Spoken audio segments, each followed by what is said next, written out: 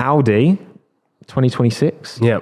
What were your first feelings around it? The announcement. I love this. What we need. That's the way I said that. I love it. I love it if Audi beat them. I love it. What we need is we need more big brands like this and constructors and engine suppliers in Formula One. I think it's always going to be a great thing for competitiveness, for pushing other teams forward, and it's just generally exciting. Obviously, I know that there's rumours they're going to be linked to Sauber. Who seems like that's going to be right now.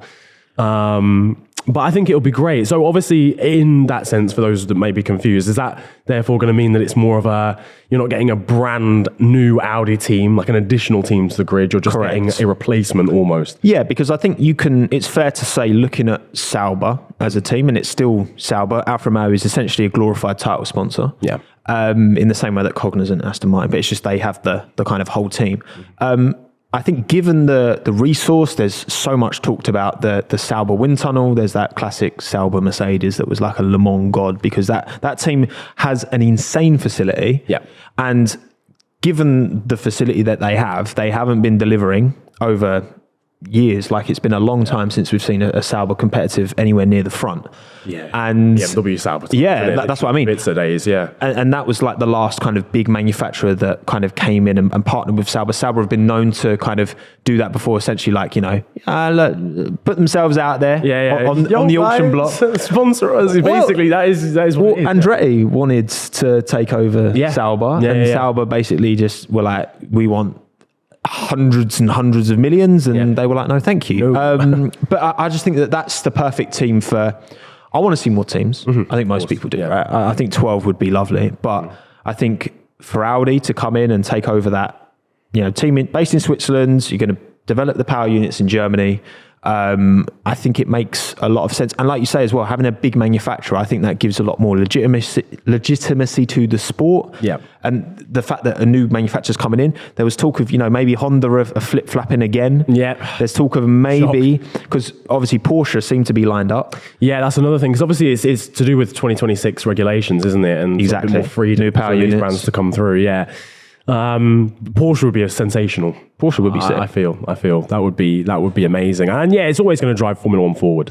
If you've got more of these brands coming through. Honda thinking about coming back does not surprise me. No, honestly, they can't go more than like 4 years without being like, oh, those kind of people who just consistently like regret their decisions, and they're always just changing their minds. And like, oh yeah, no, I'm gonna do it. Like, Honda, they've done it so many times now. Yeah. I'm just sick of it. Honda are the uni student that has done freshers year like 4 times. Bro, that Braun, they can't decide on a degree they want to do. That Braun should have been a Honda. Yeah, 1,000. Yeah. That Braun should have been a Honda. Yeah. Like, what were they doing? That's the biggest blunder of all time, I reckon. My God. It's one of them, innit? And look, obviously Honda have worked with Red Bull to produce a very good power unit. We saw that this weekend. Yeah.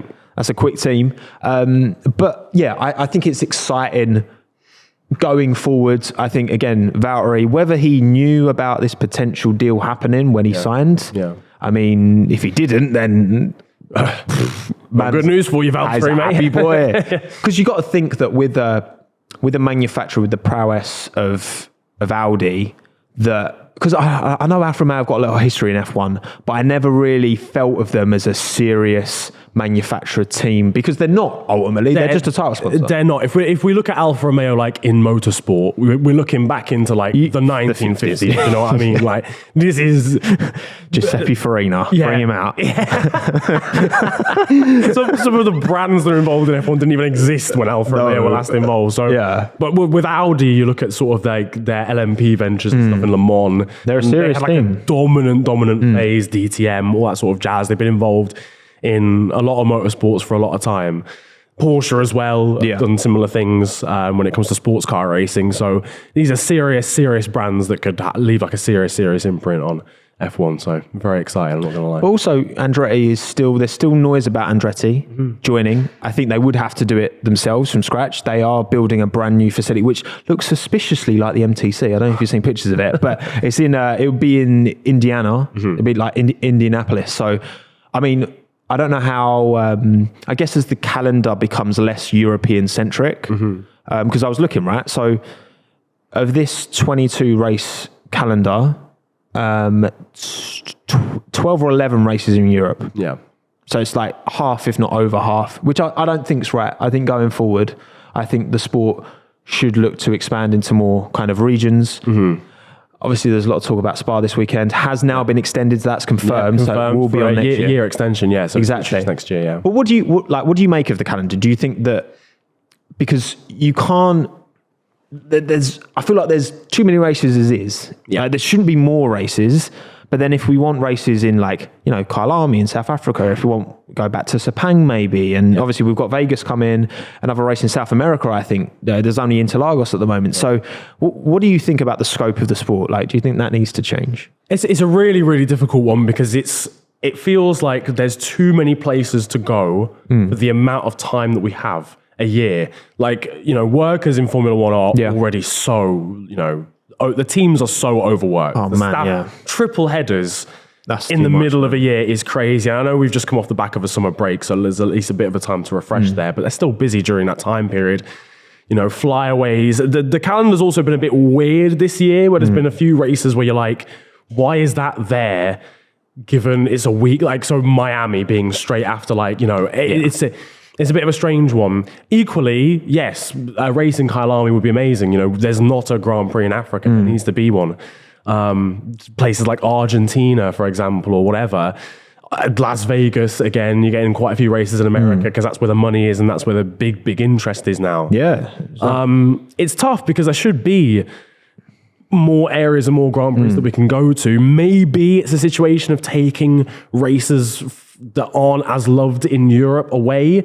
Obviously, we've kind of lost Sochi now. That's those sorts of Grand Prix, those sorts of countries and stuff, and replacing them with areas that don't get as much love in the F1 calendar. But it's tricky. I don't think you can really add more. I think more than 24 Grand Prix, and you're really risking the actual health of the people that work in it all the time. Yeah, like I've spoken to some people who work and have worked at teams, and it is a big problem. I think that doesn't get the coverage that it deserves. Just how much.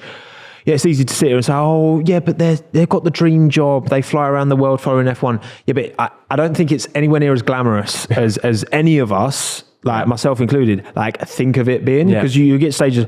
I can't remember who I was chatting to, and I was like, oh, did you see much of what race? I think it was Spain. So, and I was like, no, you just go straight to the track, straight to work, 12-hour day, in the hot. And then you're just straight home. Go home. There's no experience. I was like, oh, do you see any Barcelona? The big cathedral that's still not finished yet? No, none of that. No, go around and see the city, do some sightseeing. Look, again, woe is me, you work for an F1 team, blah, blah, blah. I understand where people get with that, but at the end of the day, I think there's more the sport can be doing. And like you're saying, it's like reducing the distances that are being covered, the amount of triple headers, and just not more races. Because, we love the sport, but there's real people, I think, that spending time away from their families and stuff for 4 weeks at a time because I don't think it's much to ask for the sport to do a bit more. That's all I'm saying. Yeah, I agree. And I think, like you said, it's sort of things like streamlining the calendar so that you're not going from here to here, then back to here again, and then over here. It just doesn't make any sense. You need to try and maintain the health of the people that are working in Formula One. So I don't think having more Grand Prix is the answer, but maybe just trying to pinpoint replace ones, even if the problem is it's difficult because you have to take some away. Yeah, it's difficult because you can't even alternate. You can't say, we're going to do Malaysia this year, and then because these tracks and circuits need to survive, they can't. They need the money from 8-year contracts and stuff to be able to run Formula One. They can't just do 1 year, then sack it off for 4 years, then come back again. Well, it's a difficult balancing act. There's so few Grade 1 circuits in the world. But I think partly for that reason, to maintain a Grade 1 circuit and it to be alternating isn't necessarily sustainable. But again, sustainability is a big part of the new regulations. And like you say about the traveling, I think the sport needs to do more there. Because logistics are by far, there was a report F1 put out, I think it was in 2019. And I remember going through it for a video I was doing. It was saying 45% of F1's total environmental footprint, and they're including everything in this. Obviously, they've got to estimate a lot of it. It's like fans, how far fans have to travel to get to the tracks. All of that, it's 45% is just logistics, is just moving things. It's not even using things, it's just moving things. So they need to do more about that.